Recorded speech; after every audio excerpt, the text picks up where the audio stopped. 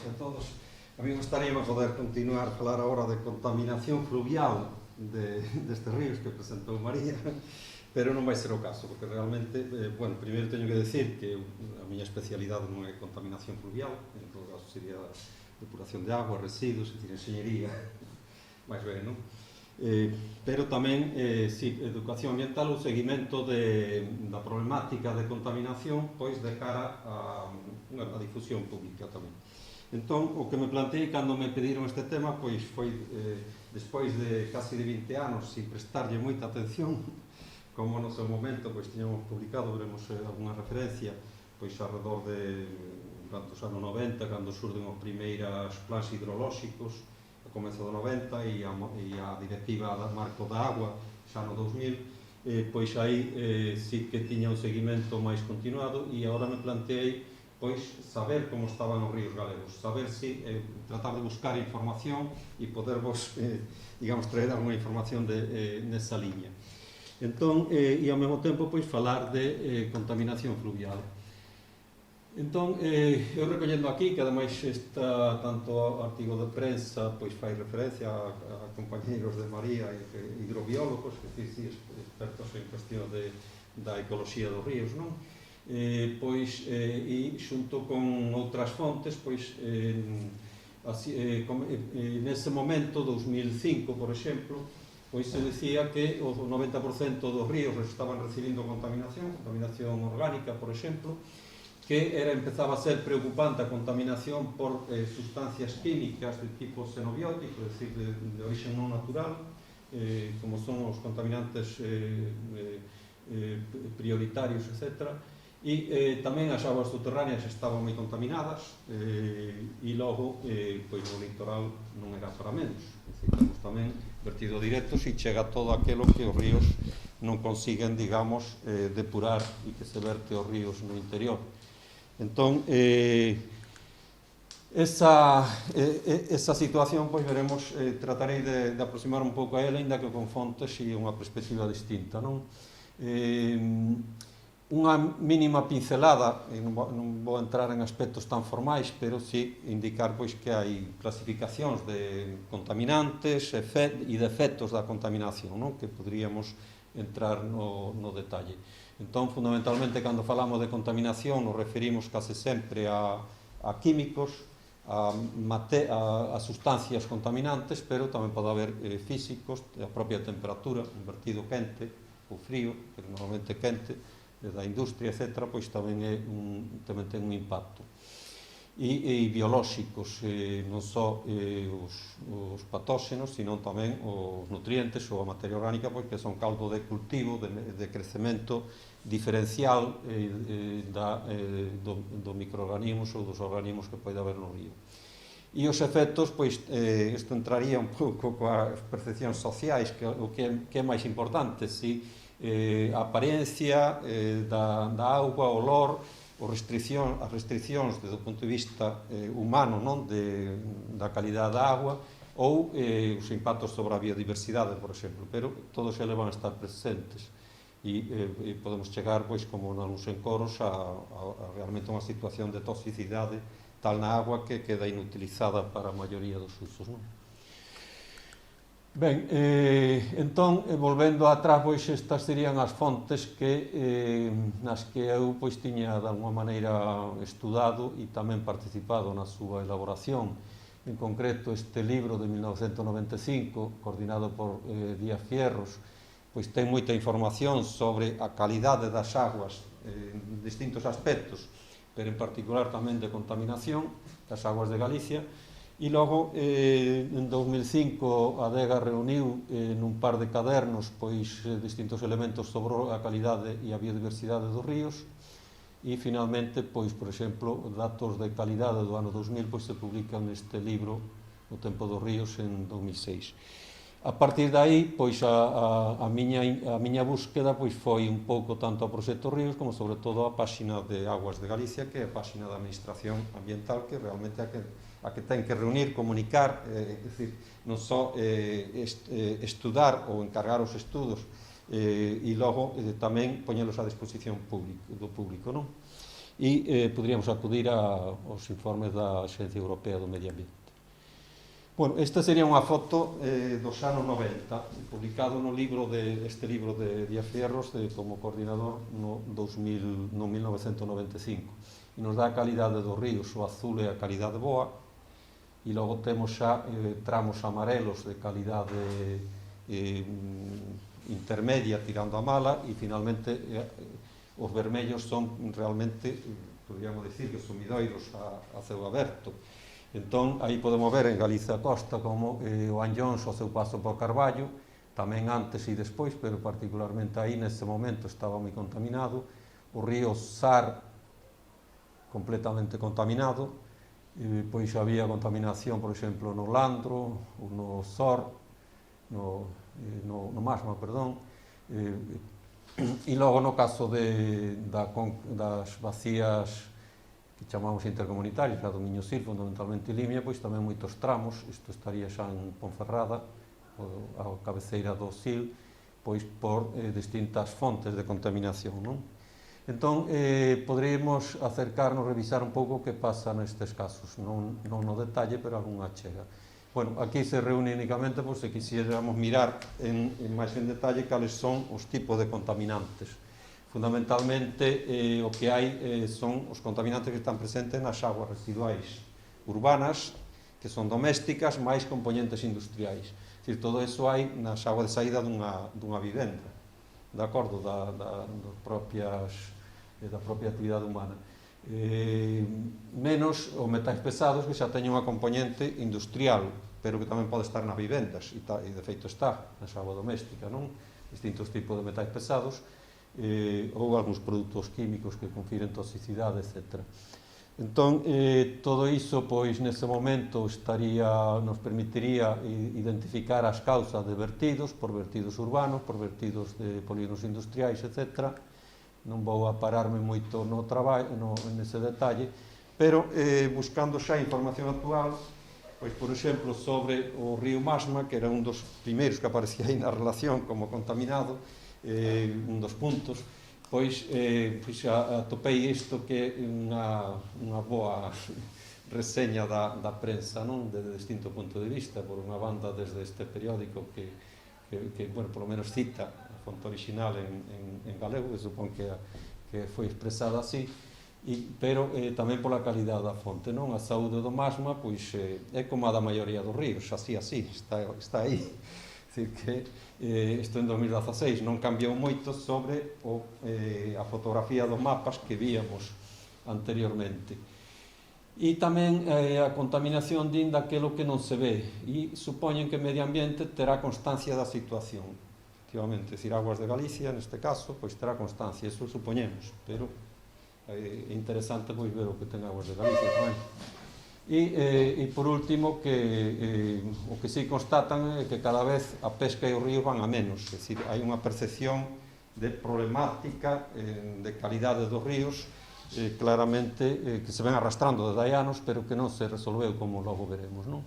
Entón persisten distintos elementos que eu relacionei aí, pero nos que, como veremos, os xurros agrogandeiros, os xurros da gandeiría, pois pasan a ter tamén un papel máis predominante do que tiveran anteriormente. Pero tamén queda presente a contaminación industrial ou derivada da minería ou da industria, non?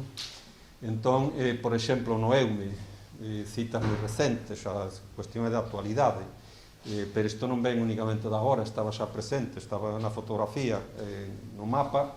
O Eume era un dos puntos moi contaminados ao paso polas fragas do Eume, polas pontes e ata as fragas do Eume, ata a desembocadura, non? Entón, esta problemática seguimos tendo aí. Por exemplo, no Progreso podemos atopar todas estas noticias xuntas sobre 2021 e sobre 2020, sobre 2019, é dicir, todos os anos aparecen dúcias de noticias de vertidos e tamén de denuncias de contaminación.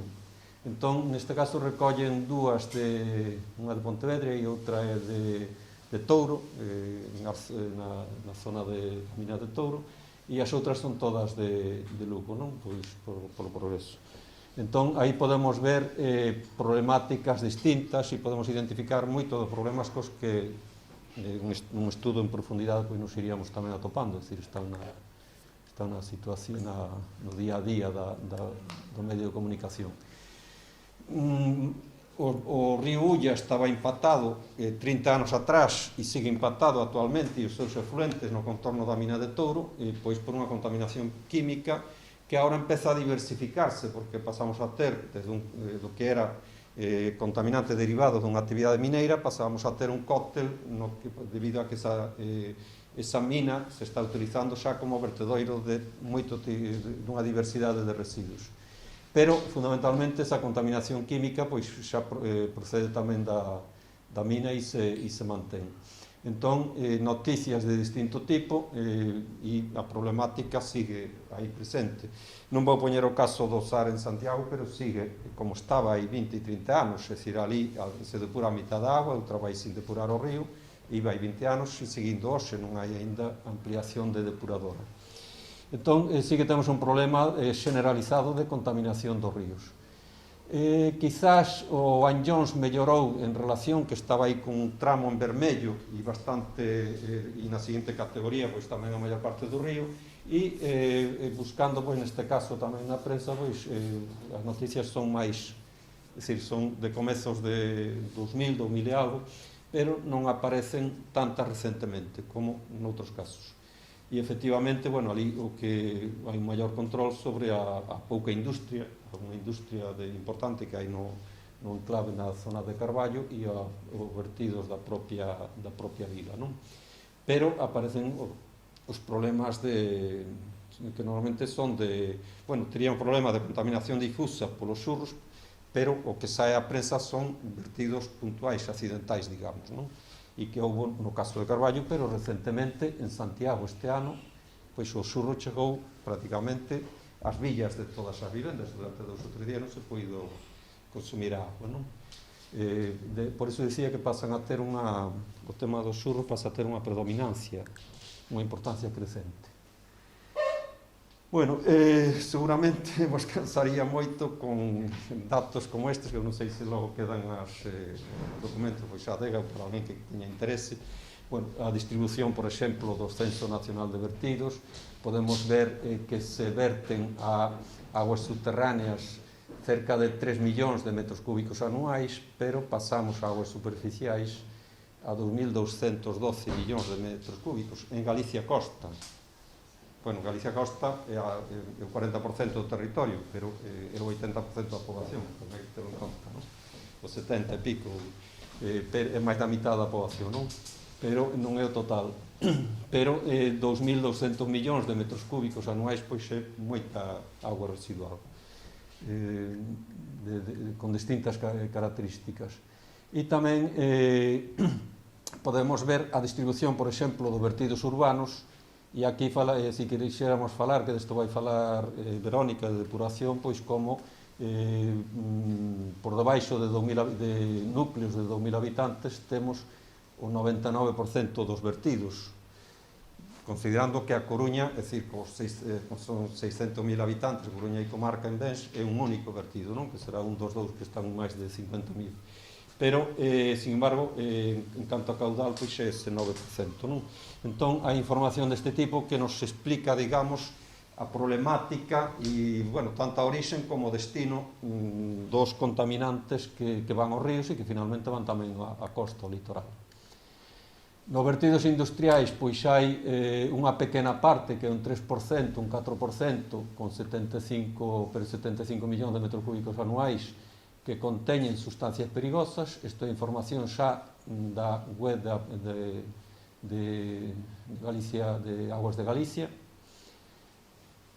No, perdón, sigue sendo da fonte anterior, que era o Censo Nacional de Vertidos. Entón, isto nos leva a 100 litros por habitante día dun vertido con contaminantes, con sustancias perigosas. É dicir, que é unha cantidade importante para darlle un significado a eses miles de millóns de litros ou miles incluso de metros cúbicos, non? En total, o vertido nos levaría a cerca de 3.000 litros por habitante día de aguas residuais, dividido isto en Galicia Costa entre a poboación de Galicia Costa, e alrededor de 100 litros por habitante día, que prácticamente o consumo de agua nunha vivenda está en 140 litros por habitante día, pois un vertido casi equivalente con sustancias perigosas, que non é o caso do que falamos, do que sae da vivenda, senón isto de vertidos industriais moi concretos. Bueno, non sei como vou de tempo. Ben, 10 minutos ou 5 minutos, non sei o que me queda. De acordo.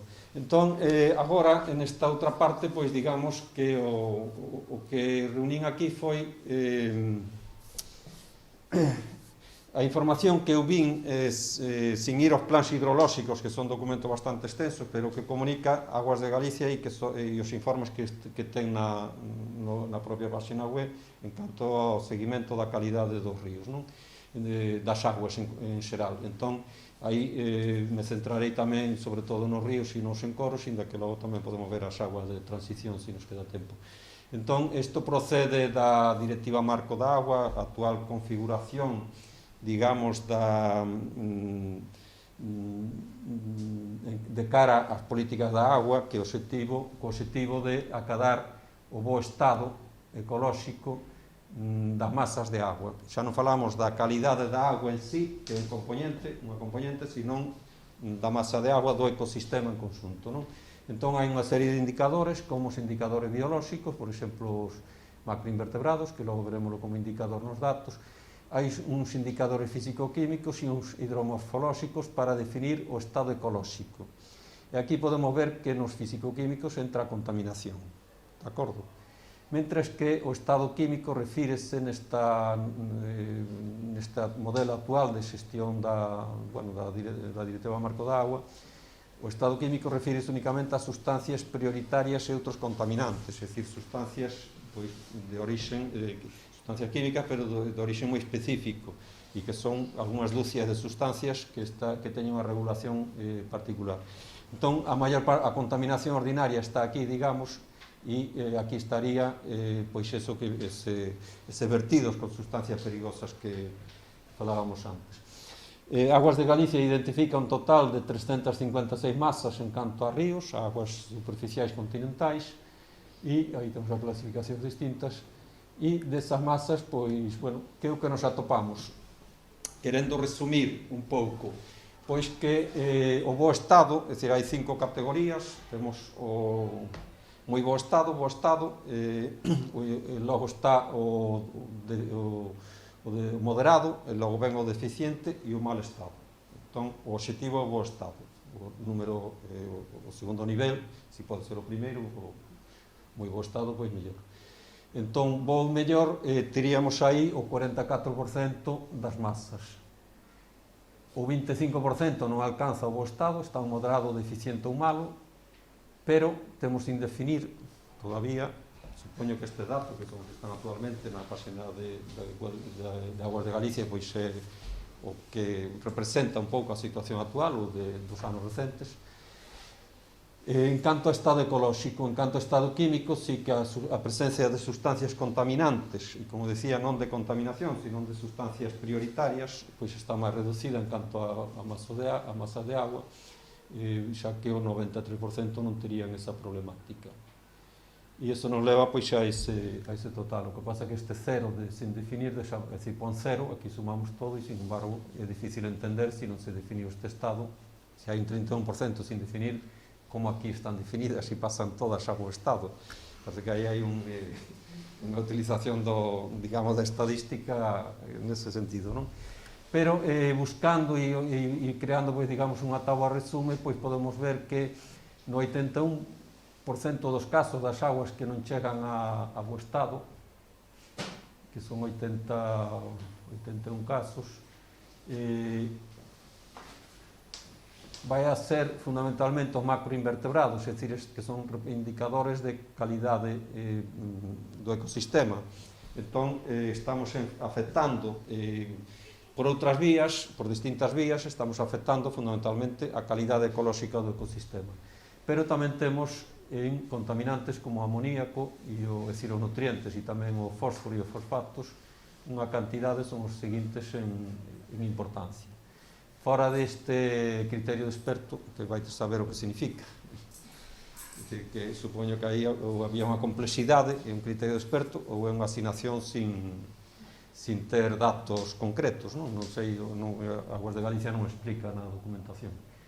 Entón, isto nos representaría pois moito da problemática que aparece asociada á contaminación case sempre, pero a maior parte dos casos é deterioro do ecosistema, da biodiversidade, afectando macroinvertebrados como indicador biolóxico, que víamos un pouco neste sentido, non? Os indicadores de estado ecolóxico, non só de contaminación. Os hidromorfolóxicos son moi importantes, seguramente non falaremos deles, pero son os encoros, etc., obras de canalizacións, etc., nos ríos. Aquí no caso, falamos deles, porque o soterramento e aquí a gravedade do estado hidromorfolóxico é tan tal que a desaparición dos ríos, no caso do ámbito urbano da Coruña, non? Ben, e o incumprimento do estado químico pois se debe a sustancias químicas como as mencionadas aquí, metais pesados, mercurio e chumbo, o tilfenol, o tilmainonilfenol, o tributilestaño. Isto está, por exemplo, na Ría do Burgo, na zona exterior, e neste caso se refire aos ríos, pero en aguas costeiras pois está na Ría do Burgo, que aparecerá despois. Cal é a situación dos encoros? Pois identificando 17 masas no caso galego, no caso de Galiza Costa, pois temos tamén esa clasificación disponible e, en xeral, o que temos é que o bo estado ecolóxico se acada en 4 das 17, dicía que eran, non?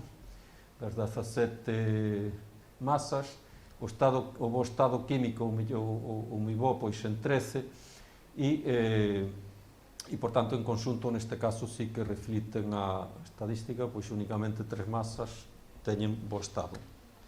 Claro, a problemática dos encoros son masas modificadas en si mesmas, a maioría non son naturais, e se algunha foi natural nalgúna parte, pois deixa de selo cando se favorece a utilización como encoro, non?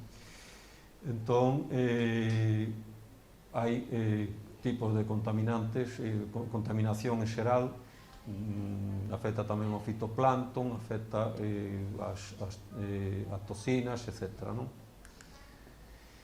En aguas costeiras, isto nos podría afectar un poquinho máis na zona, en concreto, a Ría do Burgo, desde o punto de vista da Coruña. Aguas costeiras e de transición identifican 22 masas no conxunto de Galicia Costa, 22 de cada tipo, porque aí consideran a de transición é a parte interior e a costeira é a parte exterior, por tanto van asociadas. Na Ría do Burgo temos unha zona que é a de transición e a zona exterior que sería a costeira, non? De acordo, pero, por exemplo, me chama a atención que os indicadores hidromorfolóxicos das aguas costeiras den todos bons ou moi bons. Claro, que pasou cos recheos, eso impactou, non é un impacto sobre a hidromorfoloxía das masas de agua, creo que se dá, non sei, pareceme pouco axustado aos obxectivos realmente, porque o moi bo estado é o estado original como referencia, o estado natural de calidade das aguas. Por tanto, non podemos falar de que hidromorfolóxicamente a Ría do Burgo este ben cando xa toda está reenchida, cando neses servizos ecosistemas, os humidais e o bosque de zonas húmedas que tiñan a maior parte de funcións importantes, pois realmente desapareceron no contorno do que é a Ría do Burgo, non? Por tanto, realmente eu creo que sería moi interesante e poder analizar a fondo os plans hidrolóxicos e, digamos, máis interesante sería ter unha administración que realmente estivera traballando por ese bo estado das aguas, pero non facendo isto, é dicir, considerando que non hai no litoral e nas aguas de transición que non hai impactos hidromorfolóxicos e que se siguen cometendo a día de hoxe, inda que moitos, a maioría, viñeran de atrás, non? Entón, estado ecolóxico das aguas de transición, pois estamos aí 50-50, non? Ainda que aquí agrupei 7 casos e 3 casos, é dicir, temos 1, 2, 3, 5 casos sen peor que bo. Fundamentalmente o estado ecolóxico consideran bo ou moi bo, hai dos estados moderados por turbidez e por fitoplancton, e logo, no caso do estado químico, pois hai moitas indefinicións. A cuestión é que moitas indefinicións, pois, se non sabemos o estado químico, realmente non sei por que se pode asinar moi bo. E isto que temos na información pública de Aguas de Galicia. É dicir, todo o que son indefinicións, e é unha parte importante, pois non sei se o 30% ou máis das, bueno, aquí temos xa 7 das masas, e na Ría do Burgo pois aparece definido menor que bo o tributil estaño como contaminante, pero é únicamente o tributil estaño desde o punto de vista da calidade das aguas o contaminante químico que está presente, porque a consideración destes elementos é, digamos, de forma integral na Directiva Marco da Agua. É dicir, se nós temos metais pesados, hidrocarburos poliaromáticos no sedimento na Ría do Burgo, realmente a masa de agua é todo, e non podemos dicir que únicamente hai como contaminante tributil estaño, que está nunha parte da columna de agua, pero a Ría do Burgo, é dicir, como masa de agua de transición e costeira, pois realmente incorpora todos os elementos da masa de agua, e aí temos outros moitos contaminantes que eu creo que aquí tivemos ocasión tamén con Damián pois de estudalos e de coñecelos en detalle, e que son moi coñecidos pola problemática da regeneración da ría que está agora pois para comezar a realizarse, non?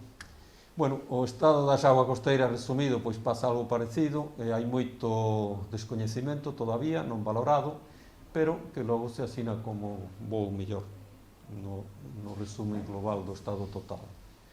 Entón, masas con estado químico menor que bo, pois temos varias, a maioría das aguas costeiras, e podemos ver as problemáticas de metais pesados, chumbo, mercurio, cadmio, ou contaminantes de hidrocarburos poliaromáticos, que son contaminantes orgánicos persistentes, produto fundamentalmente pois, das distintas fontes de contaminación, desde os propios vehículos ata as incineradoras, ata os procesos industriais, etc.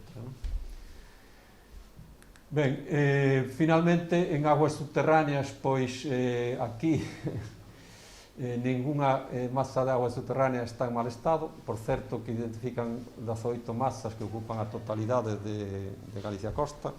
Para min, bueno, controlo pouco de masas de agua subterránea, non? Pero dubido que se poida compartimentar exactamente a superficie en 18 masas de agua definidas e diferenciadas unhas da outras. Isto debe ser un criterio administrativo.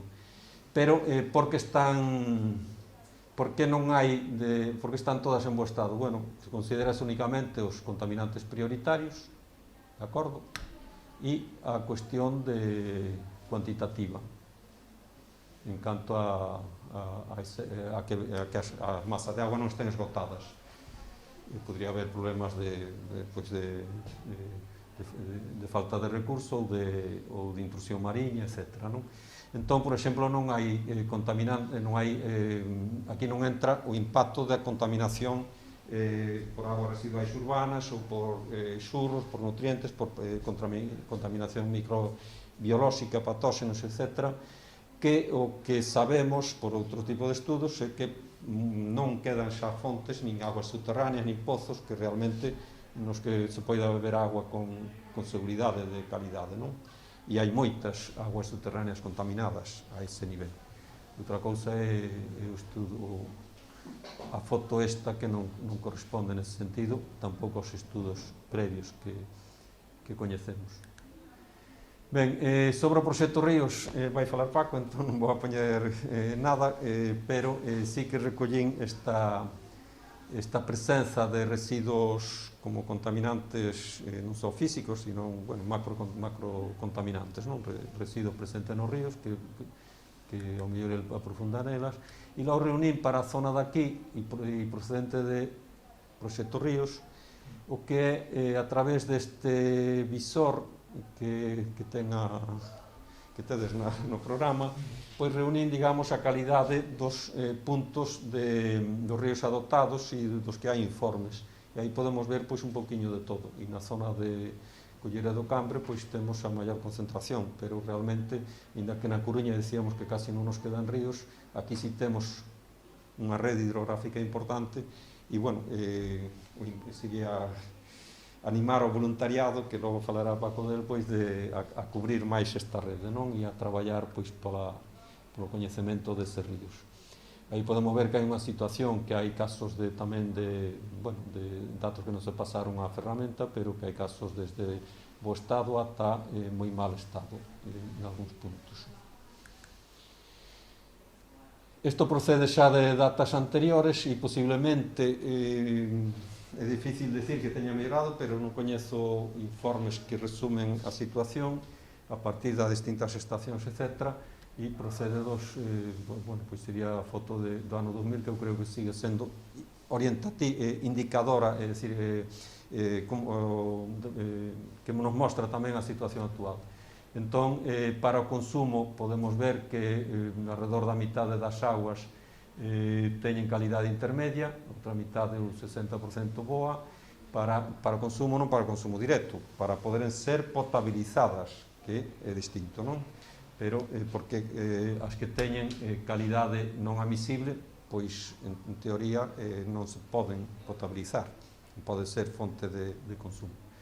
Para os salmónidos é parecido, para os ciprínidos é parecido, pero para os salmónidos que son máis exigentes, pois nos indicaban que únicamente o 20% das augas fluviais teñen boa calidade. Claro, se ademais incluímos aí os indicadores hidromorfolóxicos, que as presas que impiden que os salmónidos accedan ás partes altas do río, e sabemos, ademais, víamoslo no mapa, como as zonas que conservan agua a mellor calidade están nas zonas altas, pois realmente os salmónidos están en declive, porque non teñen, quedan moi poucas masas, moi pouca porcentaxe dos ríos con calidade, e aquela que queda non é accesible polo xeral, non é accesible a conca alta do Miño, ou a conca alta do Ulla, ou a conca alta do Tambre, etc. E, bueno, e para baño por contaminación microbiolóxica, que é un parámetro que agora prácticamente desaparece destas estadísticas de aguas de Galicia. Ben, xa sin determe moito máis, desde a evolución que fai a Axencia Europea do Medio Ambiente, isto sería de presenza de contaminante nas augas fluviais, vemos que se vai reducindo, moi poucos nitratos, prácticamente estamos na mesma situación, se reduce un pouco aquilo para o que funcionan as depuradoras convencionais, que demanda biolóxica de oxígeno, e amoníaco, por exemplo, ou demanda química de oxígeno. E en datos para 2012, eu non atopei datos, polo menos mapas que se poden visualizar máis recentes. Este informe, ainda que os datos son de 2012, o informe, eu creo que é de 2017, pero os datos son para 2010 ou 12. Pois, que vemos aquí? Pois que as augas fluviais afectadas por contaminación, no caso galego, a vacía de Galicia Costa, pois está aí nun 70-90%. Neste outro informe, pois a porcentaxe de ecosistemas fluviais con calidade inferior ao bo estado, é dicir, menor que bo, estaríamos entre o 30 e o 50%, e ser que non estamos no que é o corazón do centro Europa máis industrializado e máis contaminado de todo o século XX, non? Pero non estamos tampouco en boas condicións, tanto nesta como na anterior. Entón, e finalmente, pois a situación das augas litorais, pois nunha zona de tanta mobilidade como ten o mar, como ten o litoral, no noso caso, pois choca moito esta situación, na que temos unha alta porcentaxe de aguas de litoral pois con moi mala calidade. frente, pois, por exemplo, a toda a costa do Cantábrico e de Francia, non?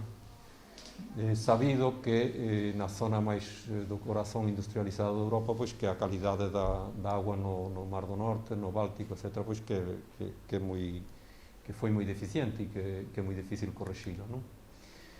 Ben, non me queda tempo, creo, para falar de contaminación difusa, dicer que nas zonas urbanas do tipo que sexan, é dicir, xardíns, vías, vivendas, etc., vías de comunicación, espazo, pois a contaminación, a cantidad de nitróxeno e fósforo que se exporta pasa a multiplicarse por 10 sobre un bosque, unha zona máis natural, e que, bueno, que hai solucións para este tipo de contaminación que veñen e que teñen que ver cos servizos ecosistémicos, como se falaba, non? E que de alguma maneira, pois, é o que tamén estades buscando neste caso para o entorno de CCB.